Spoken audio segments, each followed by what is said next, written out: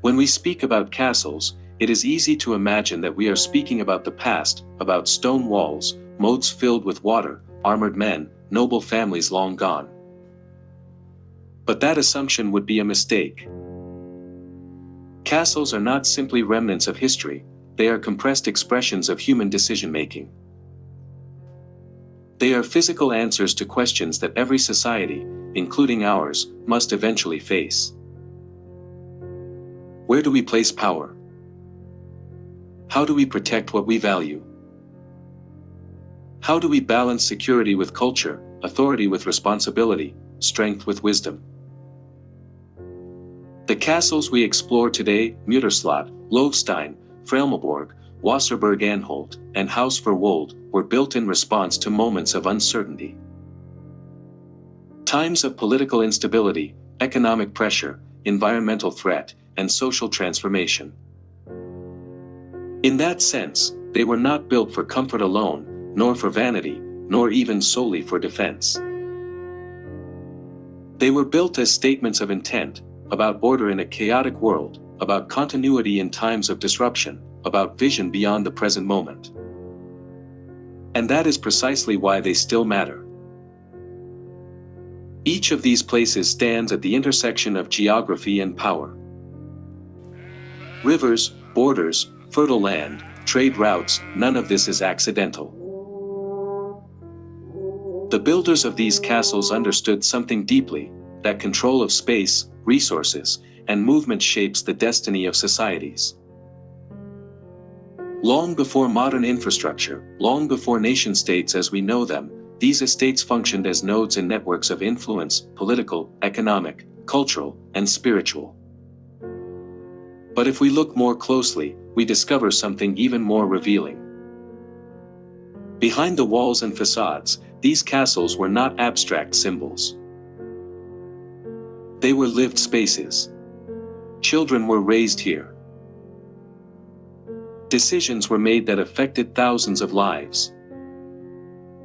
Meals were prepared, alliances were negotiated, conflicts were feared, faith was practiced, art was cultivated, and ideas were exchanged. These houses were laboratories of society, where power was tested not only on the battlefield, but at the dinner table, in the courtroom, in the library, and in the garden. In Muiderslot, we will see how authority and culture learned to coexist, how a fortress became a place of poetry, debate, and intellectual life. At Loevestein, we encounter the tension between law and power, freedom and control, questions that remain painfully relevant in every modern democracy. Fraeylemaborg introduces us to a quieter, often overlooked world, the northern regions, where resilience meant adapting not only to politics, but to nature itself. Wasserburg Anholt confronts us with borders, not merely lines on a map, but lived realities shaped by defense, diplomacy, and identity. And Huis Verwolde reveals the culmination of centuries of change, a world where power is expressed less through fortification and more through refinement, stewardship, and cultivated order. What unites all of these places is not architecture alone. It is a shared pursuit, how to create stability in an unstable world. And here is where this lecture truly begins to speak to us today. We live in an age of acceleration. Borders are shifting in new ways. Technology is redefining power. Climate, economy, and culture are once again intertwined in complex and sometimes fragile systems. The questions that haunted the builders and inhabitants of these castles, questions of security, governance, sustainability, and moral responsibility, have not disappeared. They have simply changed form. By studying these estates, we are not escaping into nostalgia. We are engaging in something far more serious, pattern recognition. History, when read attentively, does not repeat itself mechanically, but it does rhyme. And castles, perhaps more than any other structures, allow us to see those rhymes clearly. They show us what happens when foresight is present and what happens when it fails. They reveal the cost of short-term thinking and the power of long-term vision. This lecture, therefore, is not merely about buildings. It is about choices. Choices made under pressure. Choices that shape generations. Choices that echo long after the original decision-makers are gone. As we move through these castles today, I invite you to look beyond the stone and timber. Listen for the questions they ask us in return. Ask yourself what kind of structures we are building, not only in architecture, but in society, in institutions, in culture, and in thought. Ask what we are fortifying, what we are cultivating, and what we may be neglecting. Because in the end, castles do not only tell us who we were. They ask us who we are becoming. And with that question in mind, let us begin our journey at the water's edge, where stone rises from river and history begins to speak. I want you to imagine, for a moment, walking along the banks of a winding river in the Netherlands, somewhere between Amsterdam and Utrecht. The sun is low in the sky, casting long shadows across the water. You hear the faint clatter of hooves on cobblestones in the distance, the quiet rush of water beneath a wooden drawbridge, and the occasional cry of a guard calling across a moat. In front of you stands a fortress, not just a building of stone, but a living, breathing witness to centuries of Dutch history, culture, and power. This is Muiderslot, one of the most famous castles in the Netherlands, and it will be our first stop on this journey through Dutch castles and noble life. Castles in the Netherlands are unique in many ways. Unlike the towering hilltop fortresses of France or the vast palaces of Germany, Dutch castles often lie along rivers and lowlands, integrated into the very geography of the country. Their locations were carefully chosen. Moats fed by rivers served both defensive and symbolic purposes, reminding anyone approaching that this place belonged to someone with authority. These castles were not just homes for nobles, they were centers of power, administration, culture, and, in many cases, military defense. They tell us stories about politics, trade, warfare, and the social hierarchy of the time. Muiderslot was built in 1280 by Count Floris V of Holland, one of the most prominent and ambitious rulers of his age.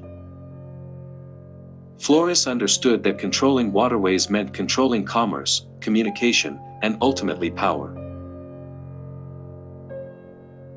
The Vecht River was a vital artery leading to Utrecht, and by establishing a fortress there, he could monitor traffic, levy tolls, and assert the influence of the Count of Holland.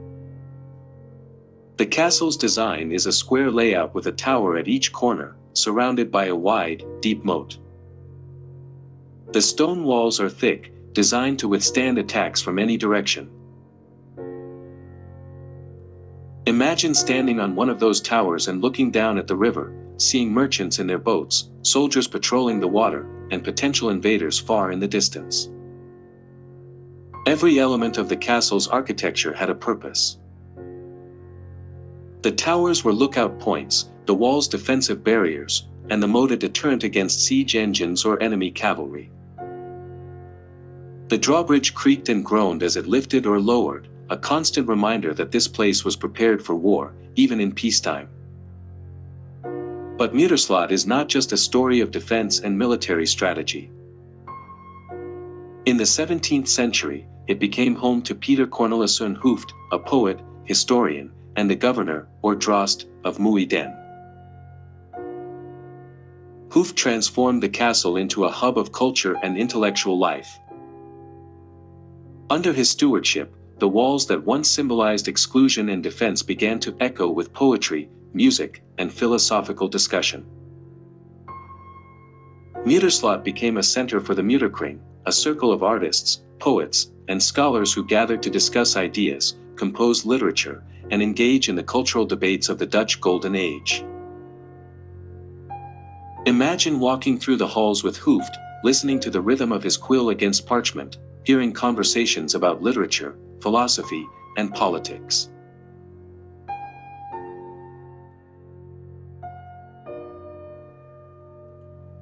Outside, the moat shimmers in the sunlight, and guards maintain their watch, but their presence now coexists with art and learning.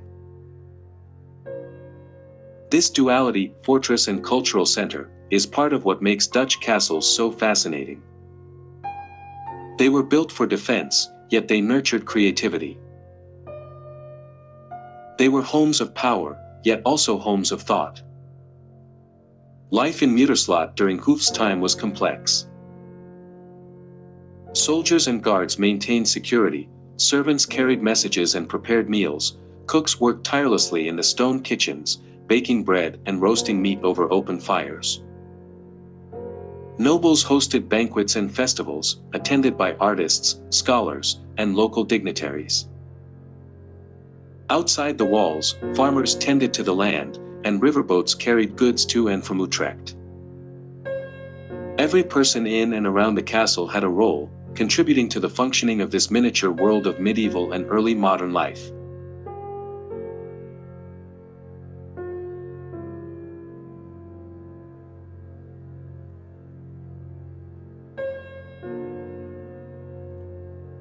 Connecting all these rooms is a network of corridors, staircases, and hidden passages.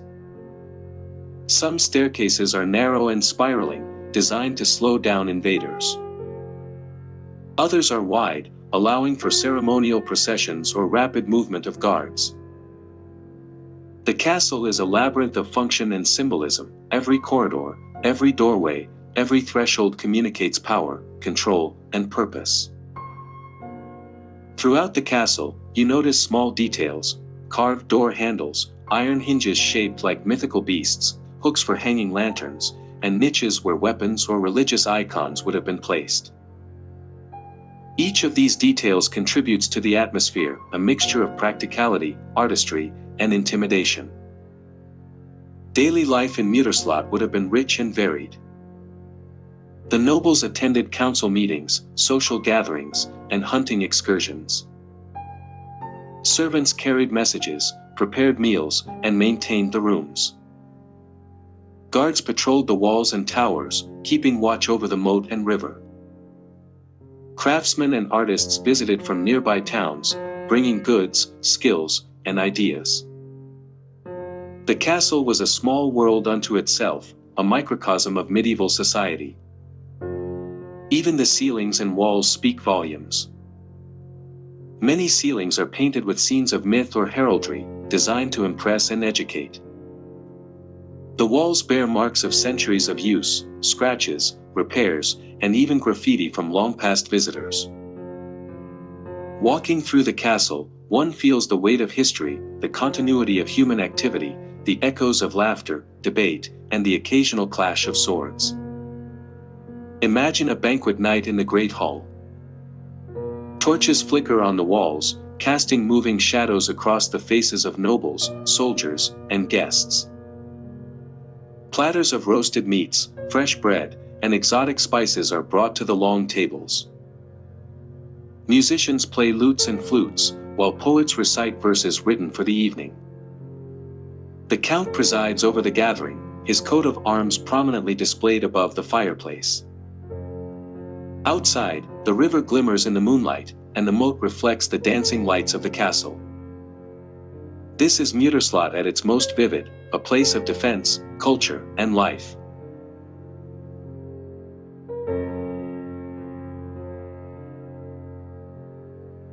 As we move southward in our journey through Dutch castles, we come to Loevestein Castle, a fortress unlike any other, where the currents of the Maas and Waal rivers converge, creating a natural bastion of defense, commerce, and strategy. Unlike Muiderslot, which was built by a count primarily for oversight and prestige, Loevestein embodies the practical and sometimes harsh realities of Dutch political and military life in the Middle Ages and the early modern period. It is a castle shaped not only by noble ambition but also by rivers, tides, wars, and the remarkable individuals who passed through its gates. Loevestein was founded around 1361 by Dirk van Loo, a nobleman who sought to capitalize on the strategic location where the Maas and Waal rivers meet. This junction was crucial. Controlling river traffic meant controlling trade and taxes, asserting influence over commerce, and maintaining military advantage. The castle sits on a small island, naturally protected by water on all sides. Access was controlled by a drawbridge and gatehouse, which allowed the residents to monitor every boat that passed. The rivers were the lifeblood of the Netherlands, and Loevestein was designed to both defend and dominate that lifeblood. Imagine arriving at Loevestein in the 14th century. A boat approaches the riverbank, and a guard atop the gatehouse raises a flag, signaling the occupants of the castle. The drawbridge creaks as it lowers, and travelers are scrutinized carefully. Merchants must declare their cargo, nobles are greeted with ceremony, while strangers may be turned away. The island itself is small, but efficiently used. The outer walls and bastions create a formidable defensive perimeter, while the inner grounds host the noble residence, storerooms, stables, kitchens, and defensive towers. Every part of Loevestein was designed with purpose and precision. The architecture of Loevestein is both functional and imposing. Thick brick walls, reinforced with stone foundations, rise several meters above the water. The central keep dominates the island, its towers providing panoramic views of the rivers and surrounding lands. From the battlements, you could see miles of waterways, forests, and villages. This was a defensive advantage. The castle could withstand siege for weeks, even months, while controlling a strategic point that could disrupt enemy movement or enforce taxation on passing trade. Inside the castle, the first space encountered is the gatehouse, a fortified structure housing guards and administrators. The ceilings are low, wooden beams blackened by centuries of smoke from torches and hearths. Iron grates and portcullises allow control over who enters and exits, and the narrow corridors serve to slow any intruders attempting to storm the castle. The walls are punctuated with arrow slits, which were carefully angled to give defenders maximum visibility while minimizing exposure.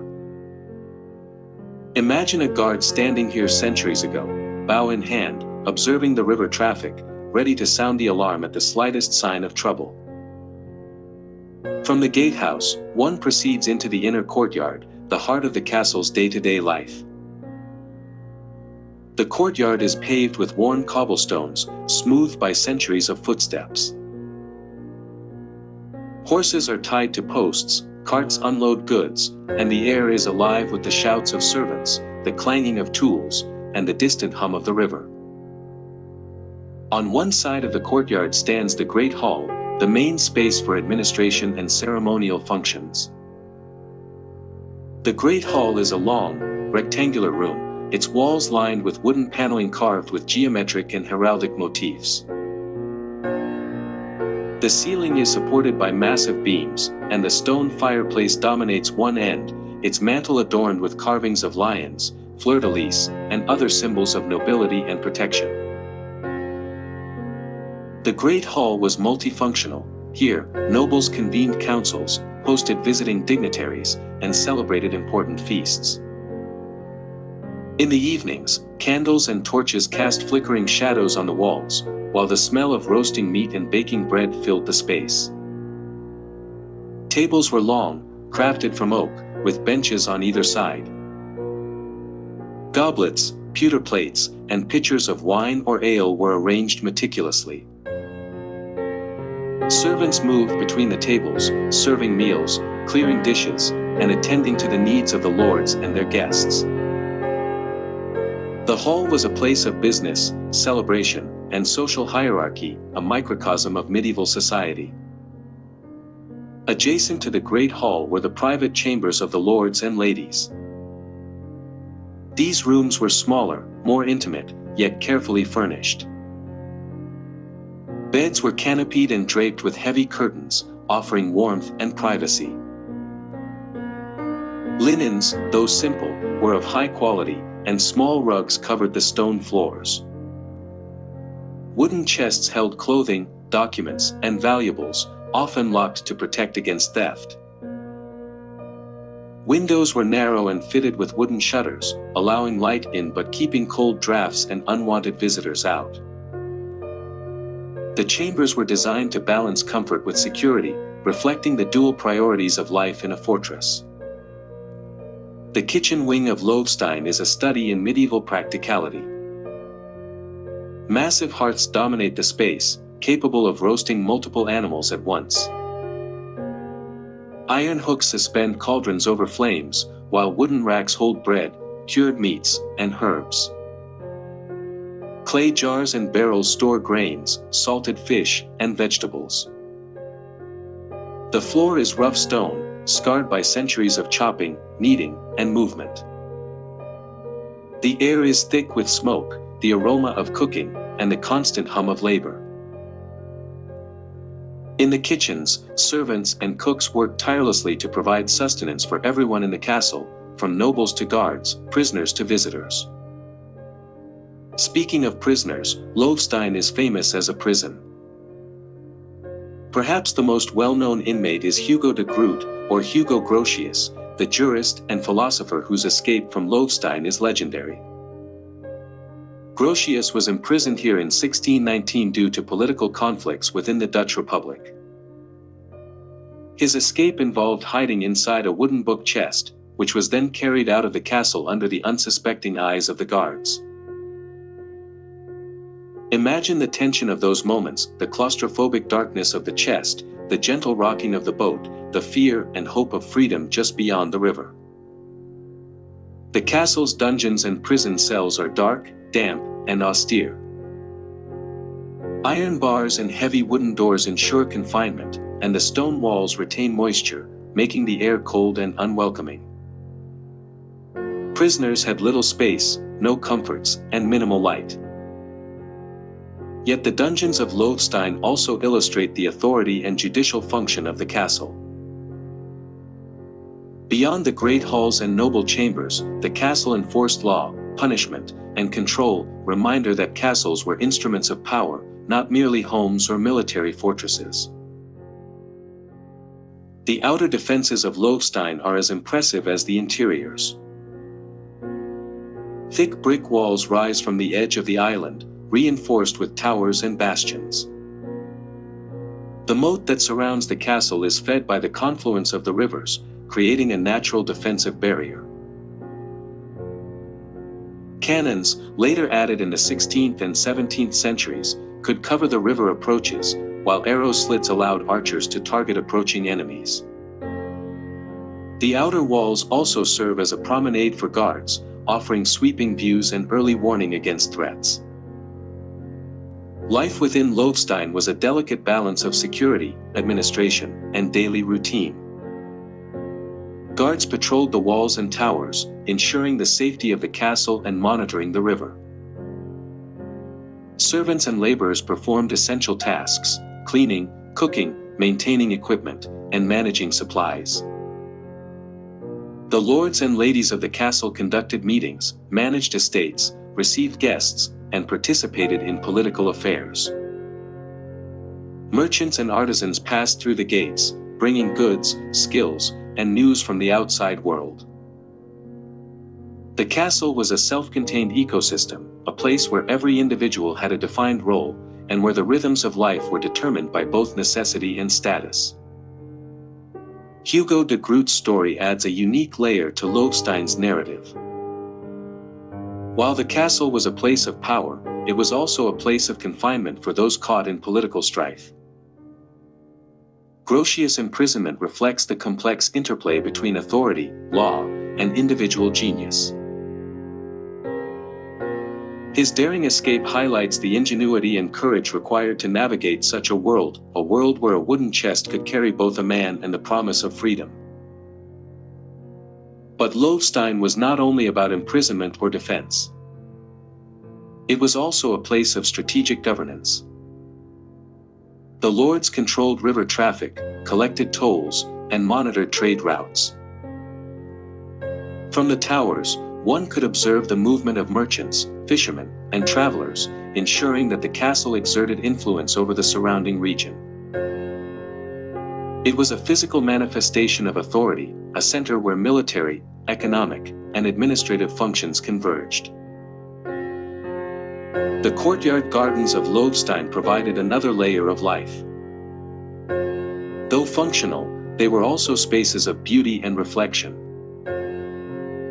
Herbs and vegetables grew alongside flowers, providing both sustenance and aesthetic pleasure. The gardens were tended by servants, but they also offered a space for leisure, walks, and contemplation. Even within a fortress, the human desire for beauty and order asserted itself, reminding us that castles were more than stone and mortar, they were homes for living, thinking, and experiencing life. Over the centuries, Loevestein adapted to changing political, military, and social conditions. Cannons were installed, walls reinforced, and interiors modified to suit the needs of the residents. Despite its strategic and defensive functions, the castle remained a center of culture and governance. It represents the multifaceted role of Dutch castles, part fortress, part noble residence, part administrative center, and, at times, part prison. After the splendor of the Dutch Golden Age in the 17th century, the Netherlands entered a period of political, military, and territorial turbulence. Loevestein, a castle that had once symbolized river control, noble authority, and even intellectual intrigue during Hugo de Groot's imprisonment, adapted once more to meet the evolving demands of military strategy. Though its role as a cultural hub faded, its strategic importance along the Maas and Waal rivers only intensified. By the 18th century, Loevestein had further evolved into a riverine fortification within a network of Dutch military defense structures. While it was no longer a primary center of political power, it remained an essential point in the country's strategy to protect its rivers, trade routes, and borders. The castle was integrated into the Dutch water line defenses, a system of floodable dikes, forts, and inundations designed to protect the Republic by controlling water levels to hinder invading armies. Loevestein's position on the Maas made it a natural component of these defensive strategies, and its garrison continued to serve as a vigilant force against potential incursions.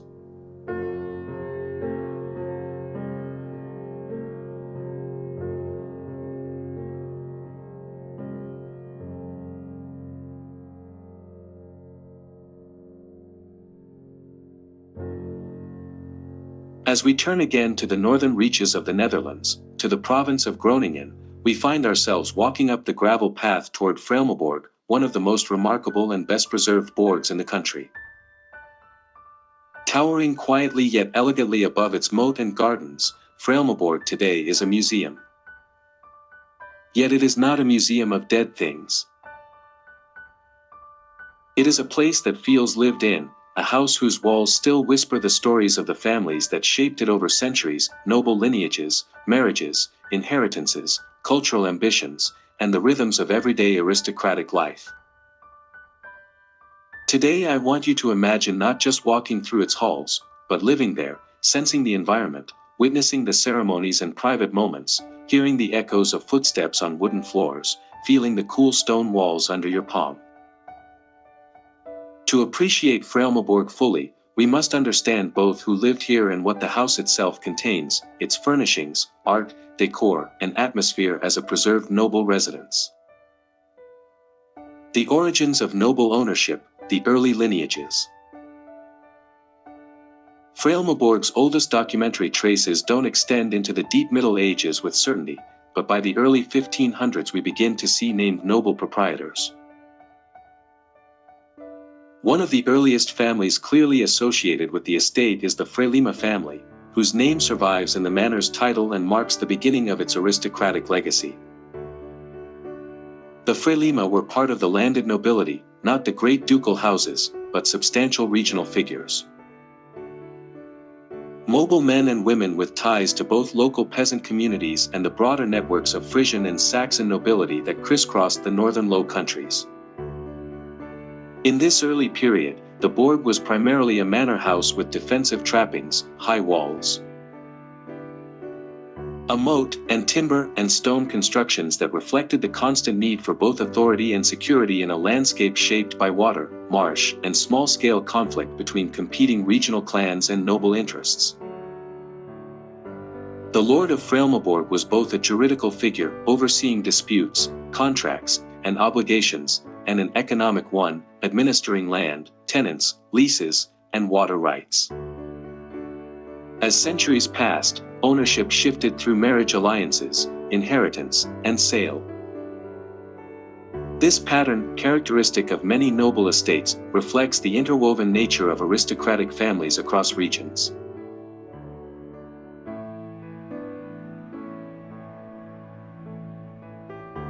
By the 16th and 17th centuries, the Borg had come into the hands of the Rengers family, one of the more powerful noble lineages in the northern provinces. The Rengers were large landholders and, importantly, administrators of law and estate justice. In an era when centralized state structures did not yet dominate local life, families like the Rengers exercised considerable autonomy. The Borg was not merely a residence but a center of regional governance. Under the Rengers, Fraeylemaborg was expanded architecturally and socially. The Great Hall, administrative chambers, and some of the ancillary spaces date in form and proportion to this period.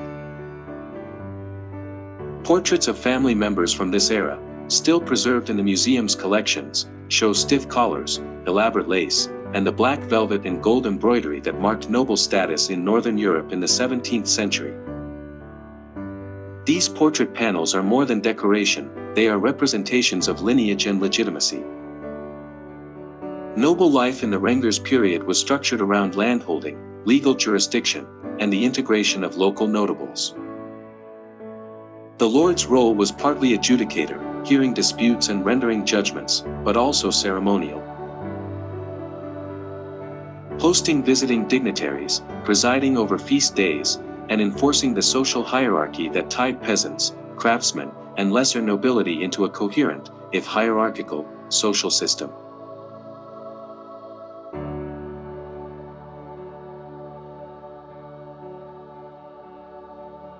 Perhaps the most transformative figures in the history of Fraeylemaborg are Henrik Pickert and his wife Anna Elizabeth Rengers.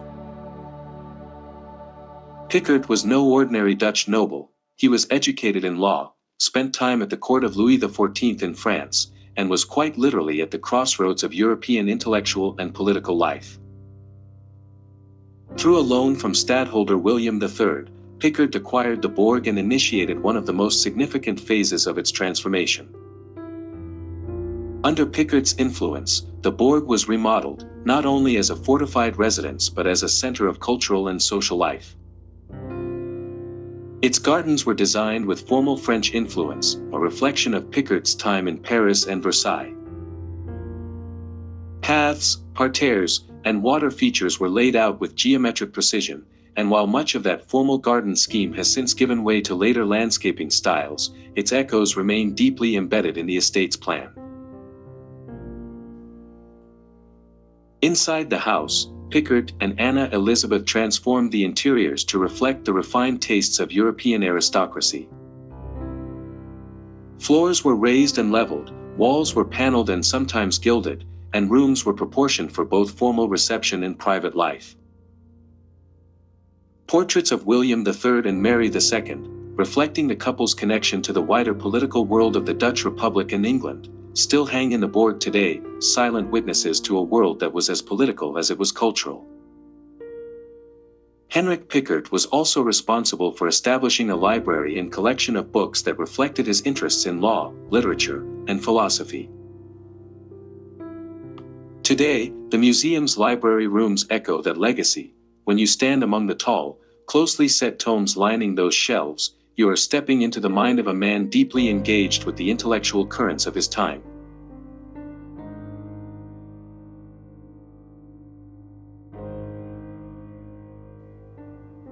By the late 18th century, the Borg passed from Rengers Pickert descent into the hands of Hendrik de Sander Veltman, a nobleman whose tastes reflected the rapidly changing architectural and social inclinations of his era. If earlier centuries emphasized fortification, this one emphasized domestic refinement and social visibility. In effect, the house ceased to defend and began to represent, a subtle but important distinction in aristocratic culture. De Sandra-Veltman also reimagined the gardens, replacing much of the French formal scheme with an English landscape style, rolling lawns, serpentine paths, informal planting, and picturesque vistas that opened onto water and field.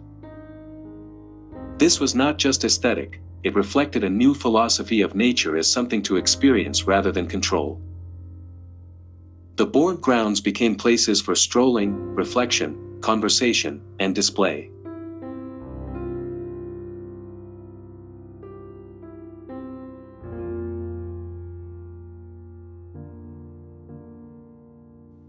After de Sandra-Veltman's tenure, the Borg passed through another noble family, the Ora-Sycama, and ultimately came into the possession of the Thomassen of Thusink van der Hoek van Slochteren family, a lineage that held the estate with remarkable continuity into the 20th century. This long span of ownership is rare among Dutch manor houses and ensured that architectural coherence and interior furnishings survived in unusually complete form. Under Thomassen of Thusink stewardship, many of the interiors we see today were refined, maintained, and extended rather than replaced. Great halls were kept intact, drawing rooms gained upholstery and wallpaper styles from successive periods, and artworks were commissioned or acquired to enrich the house's cultural narrative. These families were aristocrats of both land and mind. They preserved the history of the house while allowing its interior spaces to evolve organically with changing tastes. When the Borg was finally sold to the Gerrit van Houten Foundation in 1972 and opened as a museum in 1975, it did not need to recreate its historical interiors, it already had them. What you see today is not a reconstruction but a continuity of ownership, furnishing, and use that spans centuries. This makes Fraeylemaborg especially valuable for understanding how noble families lived across generations. Walking through the interior, rooms, art, and atmosphere. I want you to visualize each space as a stage of aristocratic life, complete with furniture, paintings, textiles, and the subtle interplay of light and shadow that gives such places their character.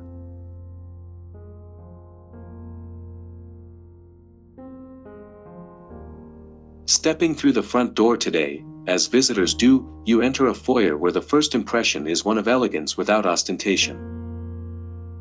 The walls are paneled in fine oak, carefully restored to preserve grain and patina. Light from tall windows falls on polished wood floors, and beneath your feet are carefully chosen rugs, motifs echoing both Dutch design and English influences from the 18th century. Here, family portraits look down from the walls, stern faces in 17th century lace collars, dignified ladies in rich silks, children posed with books or pets. The portraits are not random, they form a kind of visual genealogy that announces both lineage and continuity. Each sitter's posture, dress, and gaze were carefully chosen to communicate status, character, and connection to family memory. The private chambers preserve something that few manor house museums can show as convincingly: how people actually lived.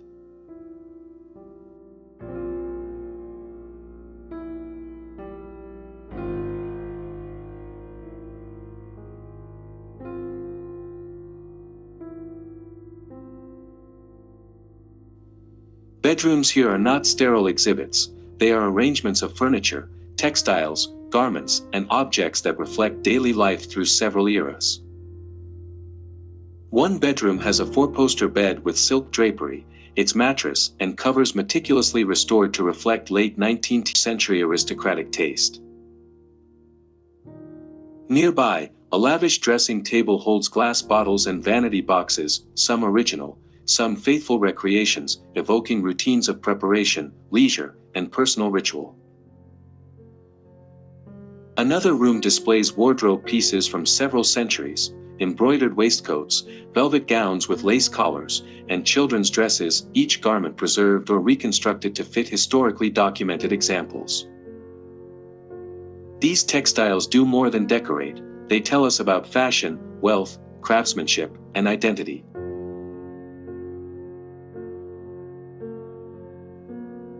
One of the most evocative interior spaces is the dining room, where table settings reveal an astonishing collection of Dutch and Far Eastern porcelain, reminder that even northern noble houses participated in international trade and taste.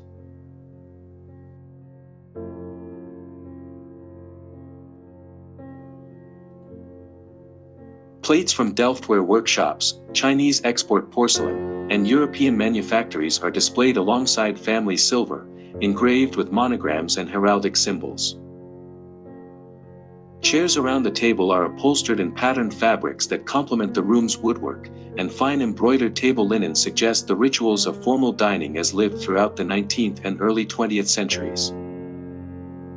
The sense here is not of a staged exhibit but of a table set in anticipation, a space waiting for guests and conversation.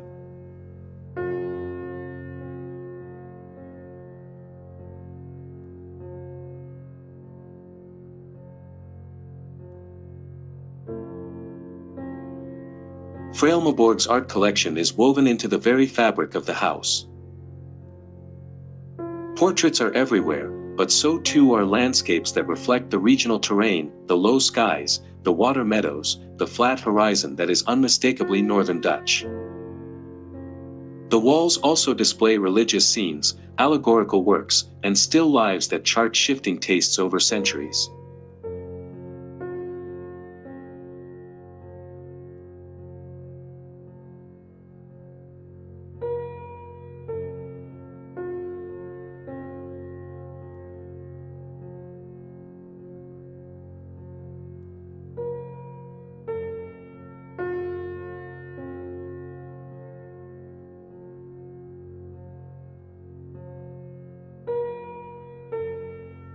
Downstairs, kitchens, servant spaces, and hidden corridors. Upstairs we encounter noble life, downstairs we find its counterpart, the spaces of service. The Borg's kitchens are not merely recreated, they are preserved with authenticity that makes the everyday labor of cooking and preparation palpable. Massive hearths still stand, iron hooks suspended for cauldrons, large wooden tables scarred from centuries of chopping and kneading, racks of copper pots and pans.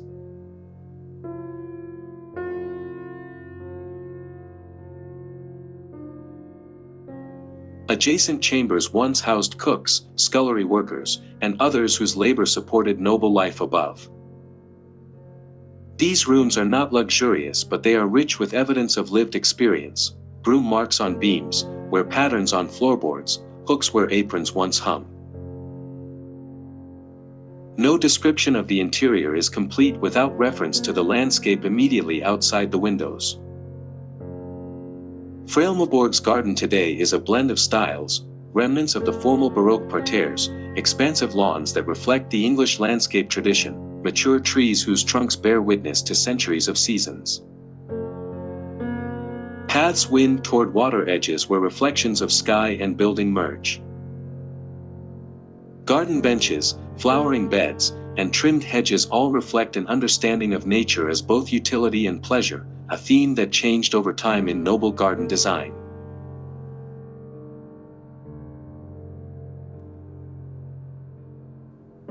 Fraeylemaborg is, in the fullest sense of the term, a living museum.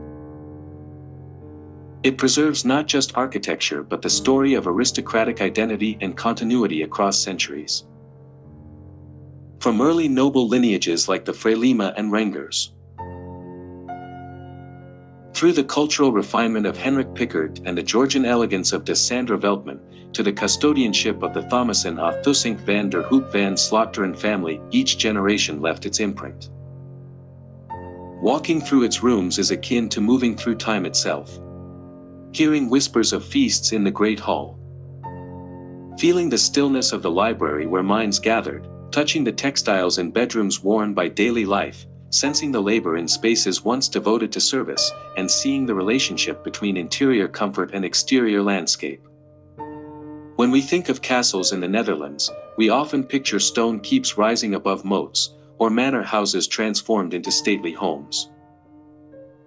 But if we travel just across the modern Dutch border into Germany, into the region of North Rhine-Westphalia near the town of Isselburg, we find Wasserburg Anholt. A place where the story of medieval defense, noble life, and cultural refinement intertwines uniquely with the history of the Low Countries. Wasserburg Anholt stands not on a high hill but in a lowland landscape shaped by rivers and marshes, much like many Dutch castles. Its name, Wasserburg, reflects precisely this, a water castle, whose foundations rise amidst canals, moats, and waterways. Here, water was not an obstacle to be overcome but an integrated part of defense, identity, and daily life. From the earliest moments of its construction, Anholt was both a fortress and a home, and over the centuries it grew into one of the most remarkable noble residences in the region, an enduring testament to the families who ruled here and to the shifting tides of European history. Today Wasserburg Anholt is a museum of architecture, art, aristocratic taste, and lived experience. Yet to appreciate it fully, we must first step back into its origins, into a world of feudal lords, regional conflict, and the ever-present ripple of water and marshland. Origins and geography, a castle born of water and wood. The earliest nucleus of Wasserburg Anholt likely dates to the 12th century, although documentary mentions become clearer in the 13th and 14th centuries. Initially, the castle was a modest fortified manor, probably constructed of timber and earthworks, strategically positioned in the watery landscape where the Issel River meanders toward the Rhine. In a terrain defined by wetlands, rivers, and canals, a water castle made practical sense. The moat was natural, the marshes were difficult for cavalry to traverse, and the water itself became part of the defense. Imagine a knightly lord, clad in mail and leather, bearing a shield with simple heraldic devices, riding across soft ground on a gray morning. A low mist hangs over the marshes. The path leads to a wooden bridge that spans the moat. Below, dark water reflects the gray sky. Beyond the bridge, timber palisades rise, with a watchtower overlooking the approach. This was early Anholt, not a palace, not yet a grand stone castle, but a stronghold shaped by circumstance and necessity. These early water defenses were both practical and psychological. An enemy approaching across soggy terrain would be slowed, flanked by unpredictable ground and water. The moat permitted control of access. In the Middle Ages, when armored cavalry and raiding parties mattered, water and moats could be as formidable as stone walls. But beyond defense, this watery landscape defined the economic and social life of the territory. Rivers were transportation routes, fish were a staple of diet and commerce, waterways connected to larger markets in the Rhineland, the Low Countries, and beyond. Anholt was not remote, it was integrated into the arteries of medieval trade and movement. As the centuries passed, wood gave way to stone, fortifications grew stronger, and the early manor evolved into a true water castle, a place whose walls, towers, and moats were intellectual as well as military statements. The very presence of stone over timber signified permanence, authority, and wealth. 2. The lords of Anholt, families and power through the centuries. To understand a castle is to understand the people who lived in it. Wasserburg Anholt's history is intimately bound to the families who owned it, married into its line, and carved their identities into its walls, chambers, and archives. From the 14th century onward, the castle was associated with the Count and later Prince of Somme, a noble line of immense importance in the Low Countries and the Holy Roman Empire. The House of Somme itself traces ancestry back to medieval lords of Somme in the Ardennes, and by the early modern era the senior line held lands and titles across what is now Belgium, Luxembourg, Germany, and the Netherlands. Anholt became one of their principal seats. The title Som derives from a cadet branch of the Som family. Regal yet regionally rooted, the princes of Som skillfully navigated the shifting politics of Europe. The fragmentation of the Holy Roman Empire, the rise of territorial states, the Dutch Revolt, the 30 Years' War, and the diplomacy of marriage and alliance. Anholt's location on the German-Dutch border meant that its lords were often players in the grand diplomacy of empire and nation alike. One of the most striking features of Som rule was the continuity of identity. Unlike some noble houses that faded or fractured, the Som line endured through centuries, adapting its allegiances and strategies. In the late medieval and early modern periods, Wasserburg Anholt became a symbol of that continuity, a place anchored in land, lineage, and legacy.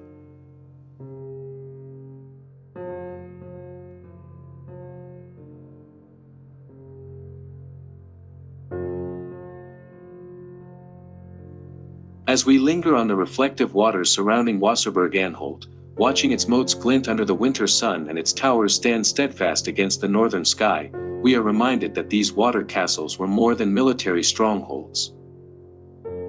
They were statements, symbols of authority, lineage, and connection to the land.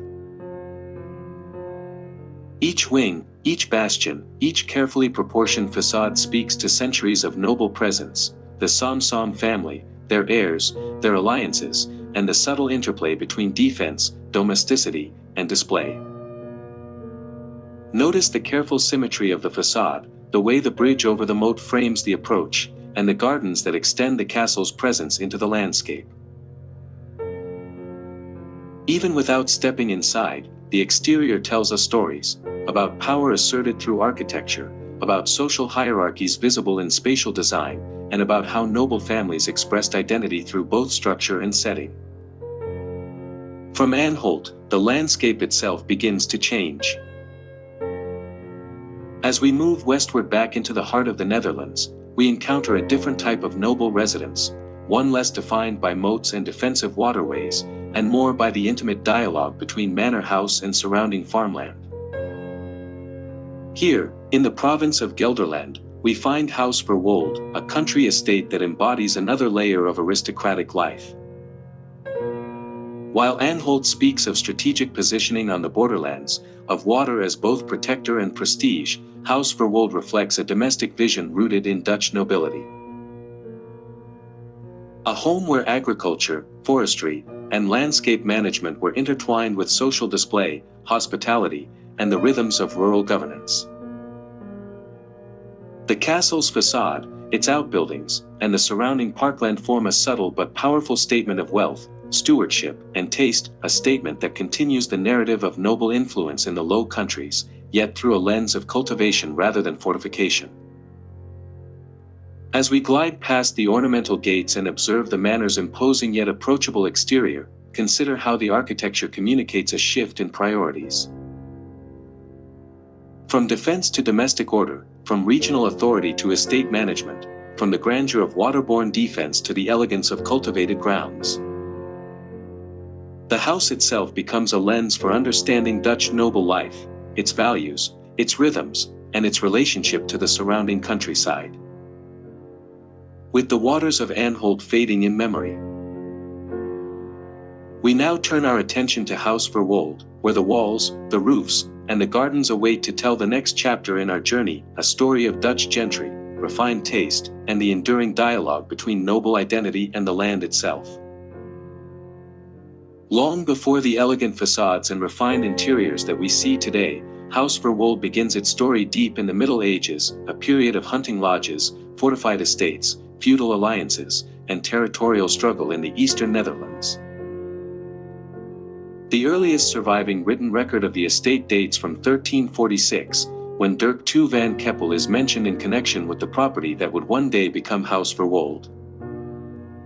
Yet, the origins likely stretch even further back.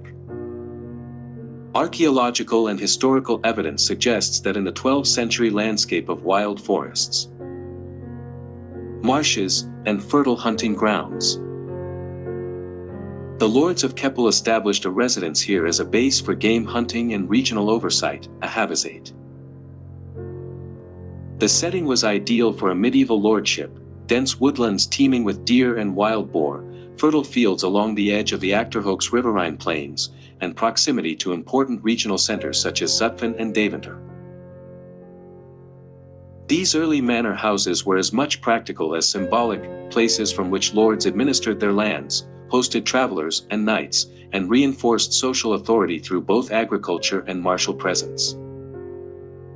By 1500, Verwolde was thrust into the turbulence of regional power struggles. The domain became enmeshed in conflict between the Duke of Gelders and the Bishop of Utrecht, two of the most powerful territorial authorities in the eastern Netherlands. Despite the estate's defensive design, including 3 rings of ramparts and 3 moats surrounding the compound, it was seized and thoroughly destroyed by the bishop's troops. Iron cannonballs retrieved from the moat centuries later, now preserved in the estate's library, offer tangible reminders of that violent moment. Thus, from its earliest chapters, Verwolde's history is shaped by conflict, resilience, and renewal, themes that would continue to define its evolution through the centuries. After the destruction in the early 1500s, the estate was rebuilt. Yet in the shifting tides of the 80 Years' War and later regional unrest, the manor never regained the hardened defensive identity it once had. Upon entering the manor, one is immediately struck by the hall's neoclassical grandeur. Italian stuckworker J. Colombo was brought in on Philip Willem Schank's guidance to apply intricate stucco ornamentation, creating motifs that combine musical trophies and Roman imperial portraits, symbols of cultural achievement and connection to classical ideals of harmony and power. By the 17th century, what remained was a modest estate, a reflection of both the political fragmentation of the time and the shifting priorities of Dutch noble life away from feudal warfare and toward agrarian estate management. The old fortified residence gradually fell into disrepair, and by the mid-18th century very little remained of the earlier structures. In 1776, the estate was transformed forever. Frederik Willem van der Borch, Lord of Verwolde, commissioned the distinguished architect Philip Willem Schank, known for his work for Stadtholder Willem V, to build an entirely new country house on the same site. What emerged was not a defensive castle but an elegant neoclassical manor, combining symmetry, proportion, and classical restraint in a manner that spoke to the refined taste and social aspirations of the late Enlightenment age. Its construction was astonishingly swift. The mansion was completed in just 9 months, a single building season, remarkable accomplishment for a house of its scale. Schank not only designed the house but also produced detailed instructions for its garden and interior decoration. Because his commitments to the stadtholder limited his time on site, he guided the project through an extraordinary 42 letters written to van der Borch, each specifying details of execution, ornament, proportions, and finishes. This correspondence offers historians a rare, intimate glimpse into 18th century design practice and artisan collaboration. Unlike many medieval manors that grew by accretion over centuries, this house presents a unified facade, an intentional aesthetic choice reflecting the Enlightenment ideals of rational order and proportional harmony. The central body of the house is broad and composed, with carefully rhythmical windows and a subtle but commanding presence in the landscape. Its roofline is understated, favoring formality rather than vertical aspiration. Smooth plastered walls and refined cornices speak to the influence of classical antiquity filtered through Dutch taste. In the formal gardens that originally framed the house, closer in spirit to French classicism, geometric patterns, pathways, and carefully trimmed borders extended the architectural order into the landscape. Though later garden redesigns softened these arrangements into broader lawns and informal vistas, traces of that early ambition remain visible, even in planting patterns and axial views. Among the most remarkable interiors at Huis Verwolde is the Chinese room, which dates from the original 1778 fit-out. For this space, the Amsterdam Hangings workshop of Jan Hendrik Troost van Groenendolen was commissioned to produce richly hand-painted wallpapers depicting Chinese architecture, birds, landscapes, and vignettes. This kind of chinoiserie decor was fashionable in Western Europe during the late 18th century, reflecting elite taste shaped by global trade, curiosity about distant cultures, and the influx of luxury goods like tea, silk, and porcelain. In this room, the interplay of Western architectural form and Eastern decorative imagery creates a visual narrative about cultural exchange and aristocratic aspiration.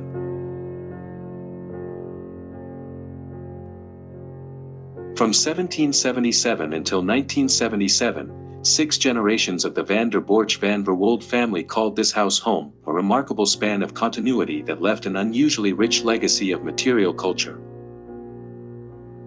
Unlike many aristocratic homes that undergo wholesale alteration when ownership changes, Huis Verwolde flourished under a single family's custodianship.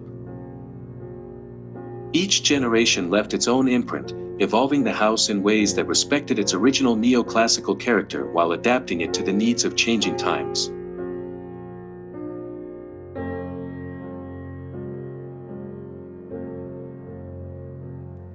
The salon and adjacent reception rooms are jewel-like examples of late 18th and 19th century taste. Mahogany sideboards, velvet upholstery, elegant chandeliers, and decorative mirrors capture the light and create an atmosphere of cultivated refinement. These rooms were where the family entertained guests, held formal gatherings, and displayed their finest porcelain, silverware, and art. The late 19th century brought one of the first significant additions. A stately borders and terrace, a coach house with stables, and an orangery, a building where tender citrus trees could be kept through winter and where tea and social gatherings later took place. Then, in 1926–27, a major transformation took place under Baroness van der Borch Voet, a nurturing and forward-thinking matriarch of the family.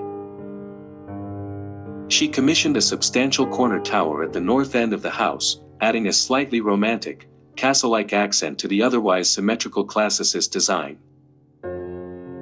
It was not purely aesthetic, it also hosted new rooms for children and guests, expanding the house's living quarters. At the same time, the house was modernized for 20th century comfort.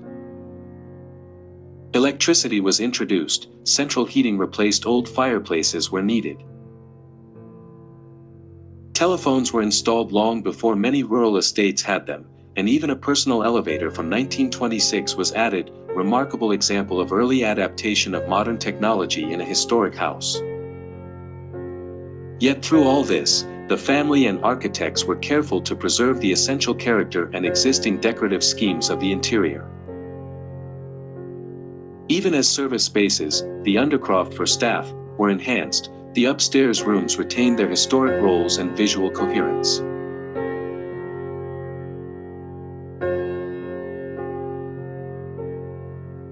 During World War II, Huis Verwolde found itself pressed into unusual service. The Baroness offered the house to the Hague's Tuberculose Sanatorium de Legalen, housing patients from The Hague for a time. This may have been a strategic move. With TBC patients occupying the house, the German occupiers did not requisition it for their own purposes, as often happened to great houses in the Netherlands during the war. Following the war, economic pressures mounted. The aristocratic lifestyle that had supported such houses for centuries was becoming untenable for many families due to increased taxation, maintenance costs, and social changes. In the dining room, the table is not merely furniture but a centerpiece of social ritual. Carefully set with porcelain, silver, and fine linens, it evokes traditions of formal dinner parties, holiday feasts, and multi-course menus that marked not only nourishment but status and hospitality.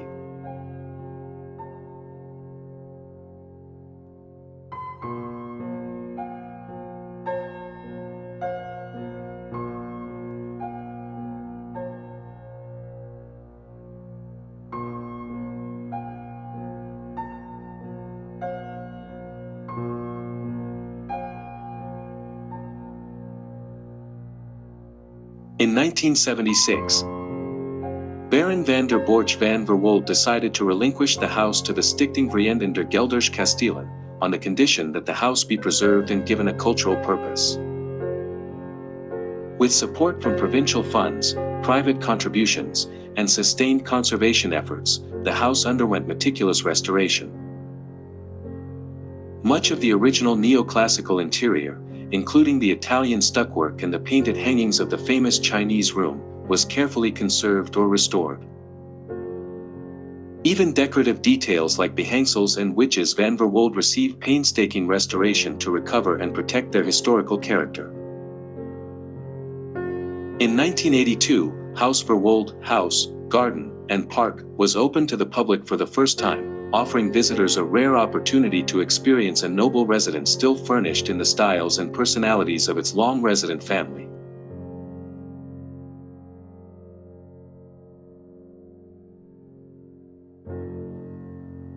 Walking through Huis Verwolde today is nothing short of stepping into an aristocratic world preserved in time. Each room carries layers of history, taste, and social life, from grand reception rooms to intimate personal chambers and even the working spaces of household staff.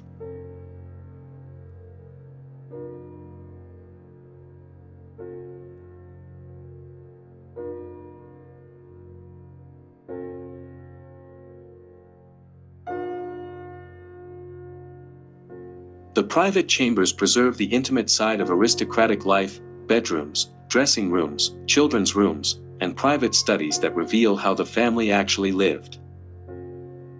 While the decor remains elegant, these rooms speak less of performance and more of habitual life and personal identity.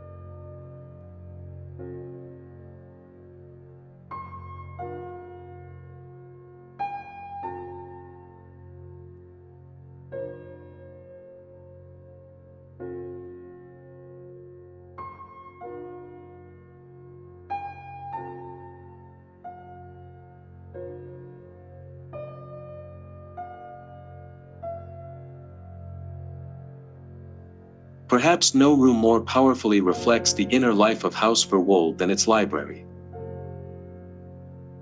Tall shelves hold a trove of books, legal volumes, family archives, travelogues, literature, and works of philosophy from the Enlightenment through the early 20th century.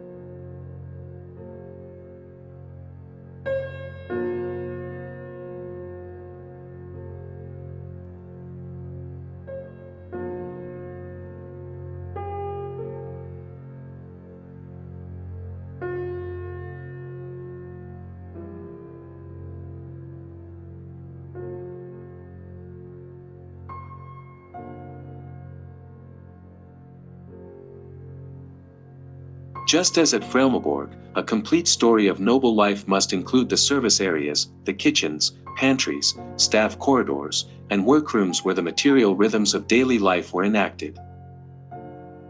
Huis Verwolde's lower floors tell the parallel story of the people who made aristocratic life possible. Cooks who prepared elaborate meals in hearths and stoves, footmen who set tables and served, laundresses and chambermaids who kept linens bright, and gardeners who shaped the grounds outside.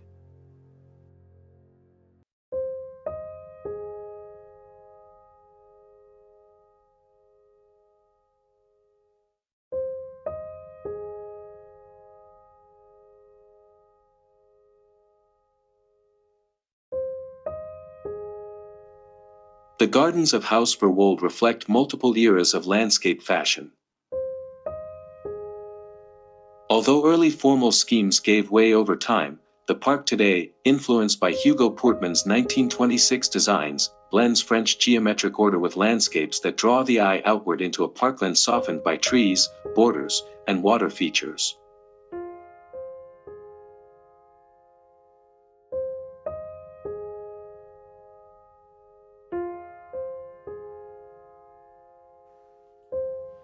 Borders with flowering patterns, clipped hedges, and iconic specimen trees interweave with lawns and vistas that subtly echo the house's proportions.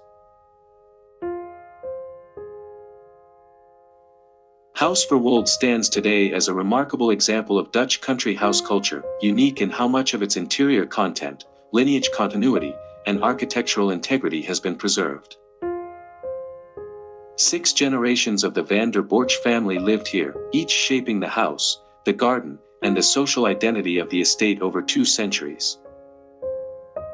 From its medieval origins in the forests and hunting grounds of the Achterhoek to its neoclassical manifestation in 1776. From wartime survival to careful restoration and public opening, Huis Verwolde offers not only a physical journey through space but a temporal journey through history, style, and culture.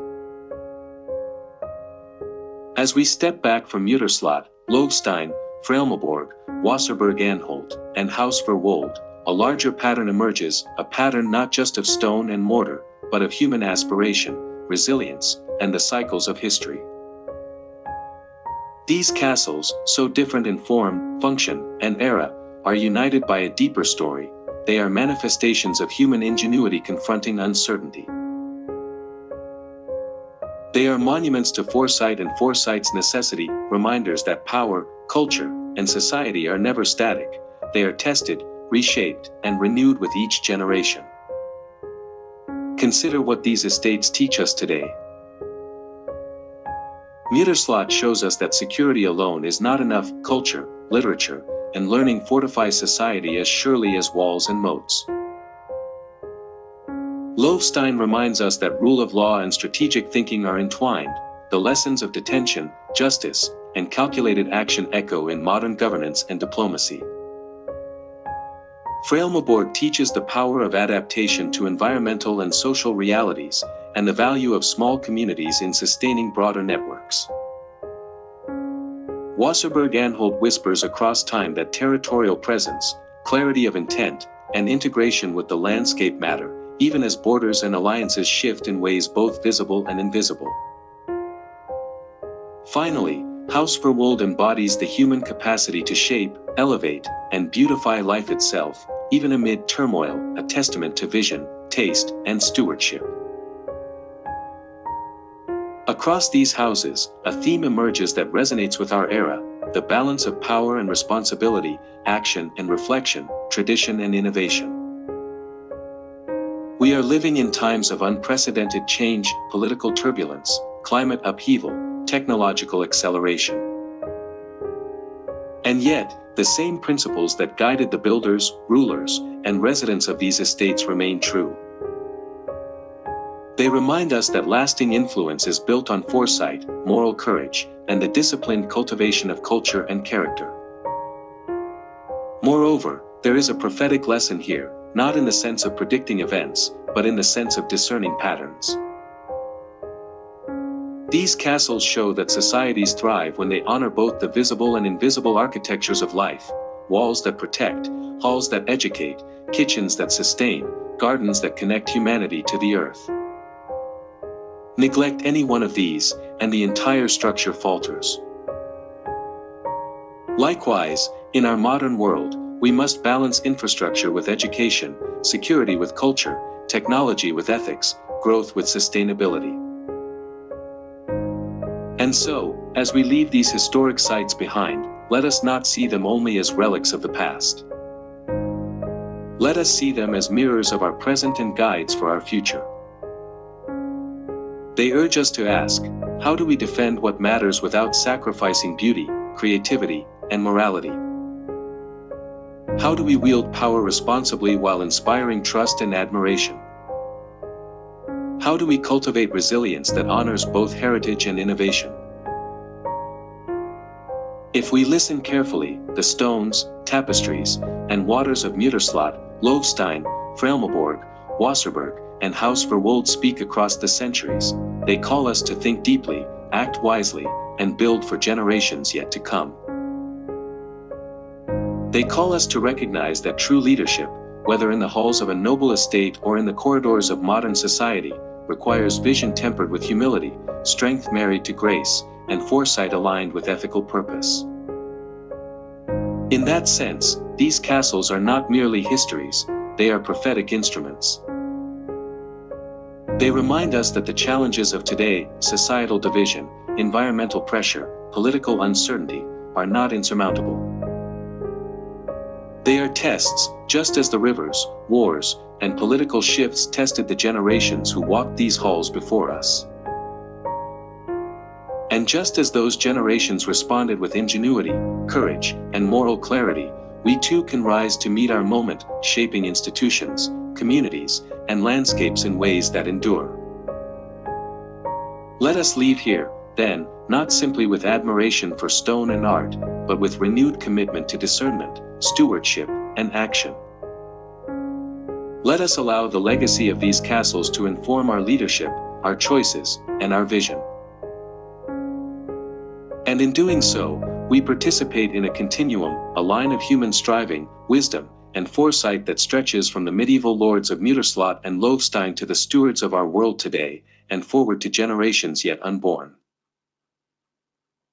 Because in the end, the true measure of any society, just as it was in the lives of these estates, lies not only in wealth or fortification, but in the courage to build wisely, to govern justly, and to leave the world, in every sense, better than we found it.